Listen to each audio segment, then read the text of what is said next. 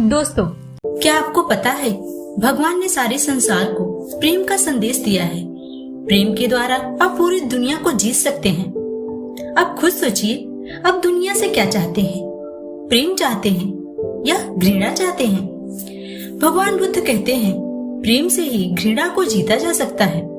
लेकिन हम सभी प्रेम के भाव को समझ नहीं पाते हैं और सब विपरीत करते रहते हैं। एक बार की बात है, भगवान बुद्ध का एक शिष्य आनंद एक दिन भिक्षाटन के लिए गांव के लिए निकला। तभी उन्हें प्यास लग गई। वे एक कुएं के पास गए। वहां पे एक औरत पहले से ही जल भर रही थी। उन्होंने उससे पानी पिलाने का आग्रह किया। पहले तो वो पानी देने के लिए तैयार हो गई, लेकिन बाद में उसने अपना घड़ा पीछे करते हुए पानी देने से इनकार कर दिया। वह शिष्य बोला, क्या हुआ? उस औरत ने कहा, मैं आपको पानी नहीं पिला सकती। मैं एक नीच जात से हूँ। मेरे पानी पिलाने से आपका धर्म भ्रष्ट हो सकता है। आनंद ने कहा, आप इसकी चिंता मत कीजिए। पानी पिलाना तो पुण्य का काम होता है। आप बस मुझे पानी पिलाइए। इस धरती पे कोई ऊंच नीच नहीं है, सब एक समान है। यह सुनकर वह युवती बेहद खुश हुई। उसने आनंद को पानी पिलाया और वह वहां से चली गई। वह रास्ते में जाते हुए आनंद के बारे में ही सोच रही थी। उसे उनकी सोच बहुत पसंद आई। आनंद दिखने में भी सुंदर थे। वह युवती आनंद की ओर खींची हुई चली जा रही थी। वह रोज उस कुएं के पास जाकर उनका इंतजार करती। जब आनंद कुएं के पास से भिक्षा मांगने हुए गुजरते तो वह युवती उन्हें पानी पिलाती।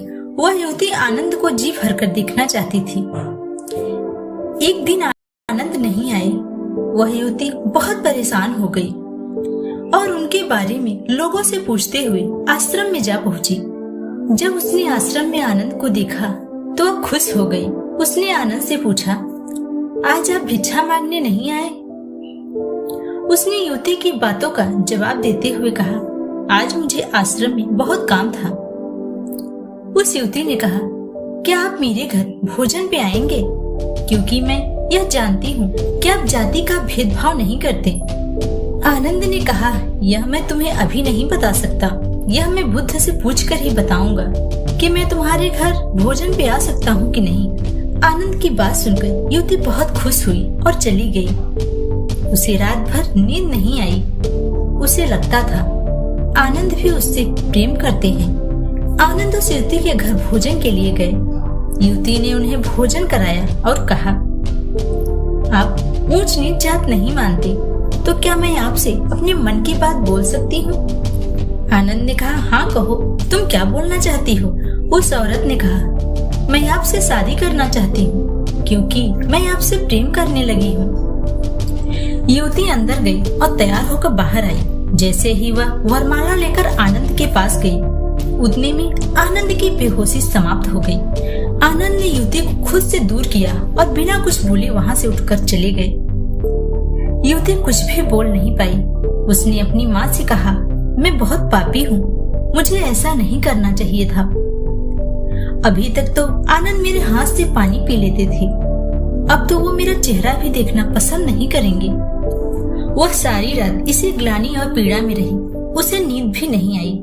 अगली सुबह वह बुद्ध के आश्रम में पहुंच गई और कहा, हे महात्मा, मुझसे बहुत बड़ा पाप हो गया है, आप मुझे उसकी सजा दीजिए। बुद्ध ने कहा, मुझे आनंद ने तुम्हारे बारे में बताया है।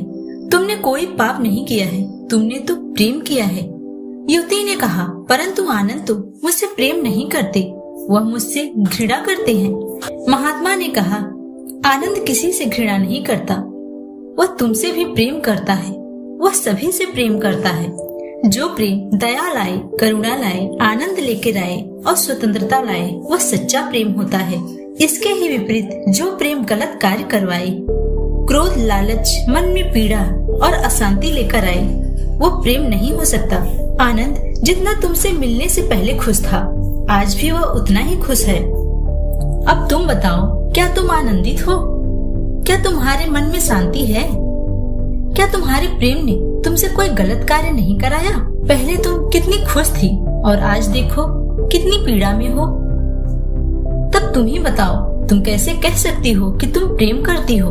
वह युवती बुद्ध के चरणों में गिर जाती है और बोलती है, मुझे क्षमा कीजिए महात्मा, मुझे सच्चे प्रेम के बारे में अभी तक कुछ भी पता नहीं था।